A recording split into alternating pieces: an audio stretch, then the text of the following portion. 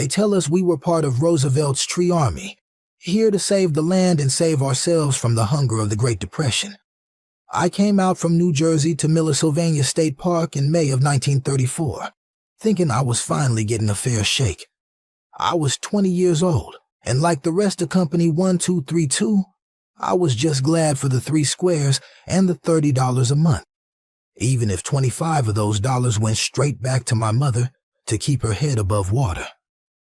We were told the law said there'd be no discrimination on account of race, color, or creed.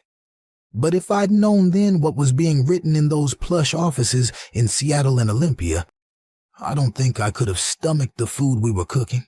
While we were breaking our backs to turn a swampy forest into a recreational paradise, the state park superintendent, William Weigel, was driving down to look at us like we were a blight on the scenery. He actually wrote a memo saying it was unfortunate that we must have them at any park.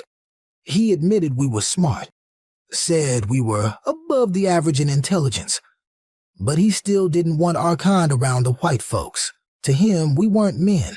We were a situation to be addressed. I spent my days in the kitchen at Millersylvania, kept out of sight while the white boys were out learning masonry and carpentry from the local masters. I thought it was just the luck of the draw, but now I see it was a plan. The State Parks Committee, men like Hutchinson and Martin, actually wrote to a congressman asking that we be placed where they would not come in contact with people visiting the parks. They even made sure we had a separate bathing beach at Deep Lake so we wouldn't contaminate the water for the white picnickers. Over at Rainbow Falls, the boys worked the brush clearing crews, and their supervisor, Joe Makovich, had the nerve to call them touchy because they wanted to be called by their actual names instead of their skin color. They praised us in the camp newsletter, the Millersylvania Grapevine, calling us the Cotton Club and saying we won respect through our obedience and respect for this order of things. Obedience. That's just a polite word for knowing your place when you got a boot on your neck. Then, after only 6 months, they shipped us back to Camp Dix in New Jersey like we were defective tools. Robert Fechner, the big boss of the whole CCC, had the gall to say, segregation is not discrimination, and lied to the NAACP, saying we preferred to be by ourselves. He just didn't want to deal with the complaints from white folks who didn't want us in their towns. The worst part is looking at the photos they took of the roads, the bridges, and the caretaker's cabin we helped build. You won't see a single black face in those official National Park Service pictures.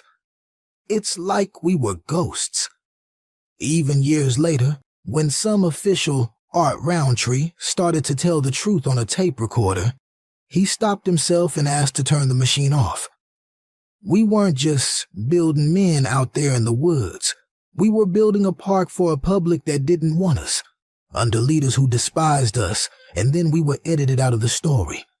They took our labor, gave us a few pounds of weight on our bones, and then tried to bury the fact that we were ever there at all. But they couldn't bury the stones we laid or the trails we cut.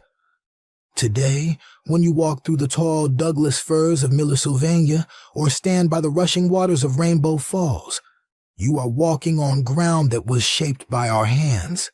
You should be immensely proud because our fingerprints are on the very soul of Washington State. We didn't just inhabit the Pacific Northwest. We engineered the infrastructure that defines it. This history is exactly why the Washington outdoors belongs to you. These parks aren't just a destination. They are a legacy we paid for with our own sweat and resilience during some of the state's hardest years. Every time a black family picnics at Deep Lake or hikes a trail in Lewis County, it is an act of reclaiming what was rightfully built by us. There is deep physical healing to be found in these woods, the same woods we cleared and protected. To take part in the Washington outdoors today is to refuse to be a ghost in the story. It is a way of honoring the men of Company 1232 by showing that we are not just part of Washington's past, but a permanent, thriving part of its landscape. So, I am asking you, don't let our work be forgotten, and don't let them keep you out of the places we built for you. Stand up and join the Outdoor Equity Coalition. We did the heavy lifting in the shadows so you could walk in the light. Now, you gotta make sure that light reaches everyone. Join them, carry our story forward, and make sure that no one is ever made to feel like a stranger in their own backyard again.